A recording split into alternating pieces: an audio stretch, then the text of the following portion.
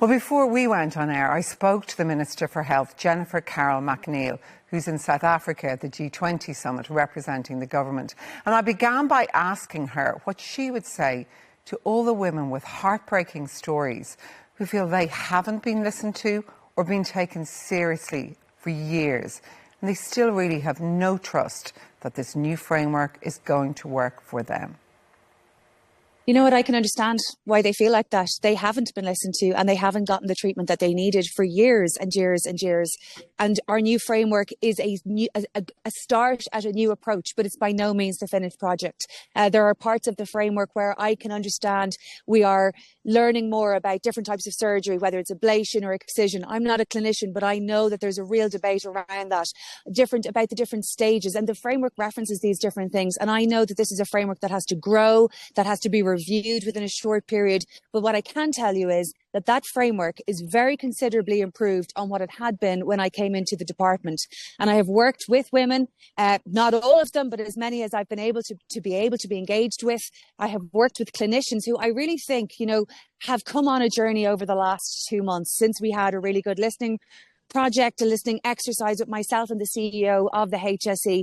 I mean, myself and Bernard Gloucester recognise that we did not do a good enough job on this. The HSE, the department, the whole system for years has not done a good enough job on this, including me throughout the first number of months as being Minister for Health.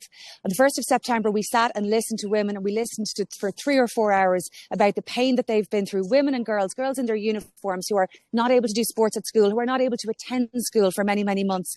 Women who have been missing out on promotions and missing out on work because of the scale of pain that they have been in with endometriosis. So we have a couple of things that we need to do. One, we all need to have more awareness about endometriosis. So we need a different project of teaching women and girls about menstrual health, what's normal and what's not normal. That has to happen in schools, and that's something that I'm beginning to work on in a different way.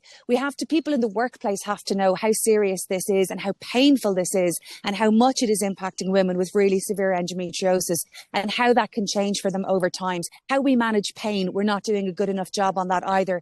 And then while I recognise there are women, because I've spoken to them, who are getting the treatment that they're comfortable with endometriosis, we really are not doing a good enough job with women with much more complex or severe endometriosis. Right. And I want to get to the point where we're doing that properly in Ireland, but we're not there yet by any means. And that's why we have this interim funding abroad measure to try to meet people's needs better than we have been until we can get the proper clinical, surgical, diagnostic expertise that I know that is the place that we want to be. Okay. But the women we spoke to and many other women are deeply concerned about your framework because they feel that the very doctors who fail to take them seriously are now the doctors who are going to decide whether or not they'll get funding to get treatment abroad.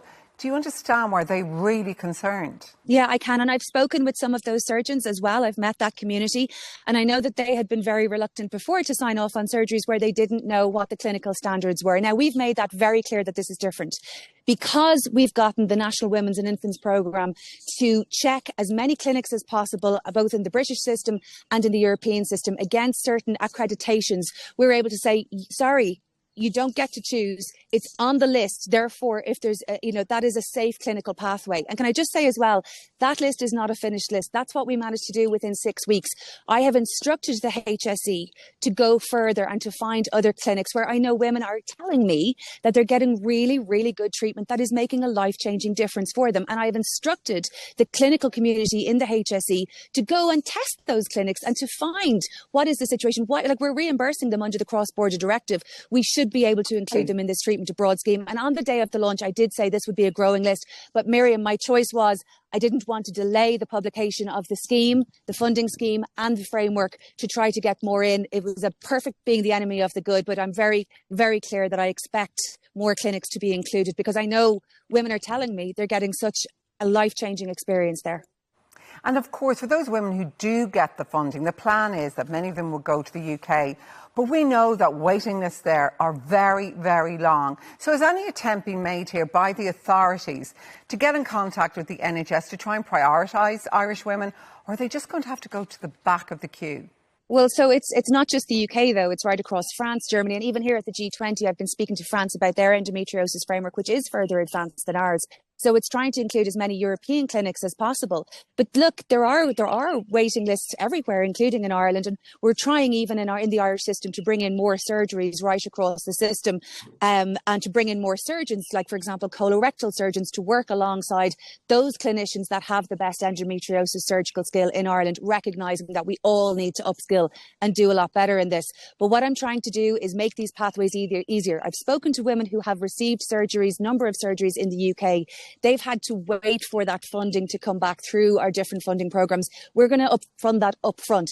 Is this the solution that I want? No, of course not. I want women to be able to get the best quality surgery here in Ireland. Well, there in Ireland, I'm in South Africa, but in a timely way. But I have to build towards that, and I have to do better for women today while we build for a much better system for tomorrow. And we are trying to use every lever that we can to use the international pathways to try to upskill here, to try to hire more specialist surgeons, and to try to drive awareness that this is not just a gynecological condition. This is a condition that is progressive, that can take over so many different systems throughout the body. This is something that creates extraordinary pain for women and for girls, can have extreme impacts on their fertility, and that is something that I need to do further work on as well. It is a serious, serious debilitating condition, and we have not done well enough in Ireland. Finally, Minister, as you say, this is an interim measure. Your hope is that it will work out in the end. But do you have an actual date for when Irish women will get the treatment they need and the care they need here in Ireland at home? Well, of course, I would say as soon as possible. But what does that depend on? It depends on having the centres where you have the multidisciplinary surgical teams in place. It depends on an uplift. There are some surgeons who are doing, a really good job, but an uplift generally in terms of the skill on the different types of surgery. It depends on making sure that our diagnostic, it's really, really hard to see some endometriosis on different MRIs or different diagnostic tools. And we need to do better on the imaging side as well. So I don't want to give a date that is going to further let down women. All I can do is try to work as quickly as possible on the different elements that I know are needed to improve. Now, one thing I think is important is the driving awareness, particularly with GPs. So we are trying to do all of the different parts, from GP awareness to school awareness to workforce awareness, to making sure that we have much better surgical capacity with multidisciplinary teams, including the recovery, including the types of physiotherapy that are appropriate. But in all honesty, I don't want to let down these women further by giving a date and not meeting it. I just want to work. I want to work with women. I want to work with the advisory group that we have. I want to be honest about what we've been able to achieve in a short period and not been able to achieve, and how we can build that over time. I think it's a much more honest approach. That's what I don't want to be dishonest. OK, thanks very much, Minister, for taking the time to talk to us tonight.